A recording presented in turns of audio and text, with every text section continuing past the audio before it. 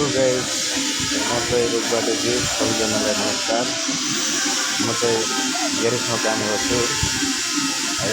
हाम्रो ग्यारेजमा यसो कामको बारेमा यस्तो बनाउँछु भनेको एउटा टिचर सबैजनाले यस्तो हेर्नु हुन्छ।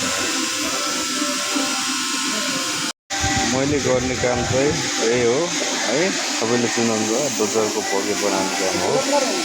यो चाहिँ होल्डिङ गर्नुपर्छ कि होल्डिङ गर्नुपर्छ। यसले यहाँ चाहिँ काम चाहिँ सबैको आफ्ना डिभाइडको छ है।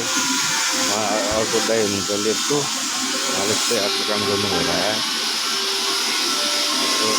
केटाहरूले गाना बजाएर बजाइरहेको छ।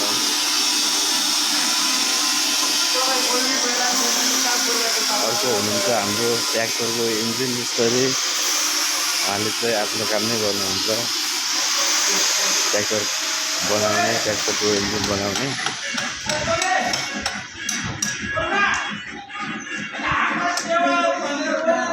यसो हाम्रो सेवाहरू यस्तो यस्तो छ है।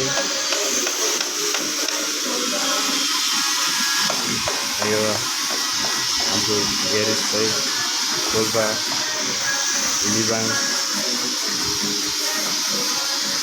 हस्पिटलको नजिकै, रोल्पा हस्पिटलको नजिकैमा छ। ग्यारेजको नाम चाहिँ तपाईँहरूले देख्न सक्नुहुन्छ, सरस्वती अटो इन्जिनियरिङ एन्ड सब वर्कर सब हो। के गाइस, आफ्ना काम गर्नु नै पर्यो है।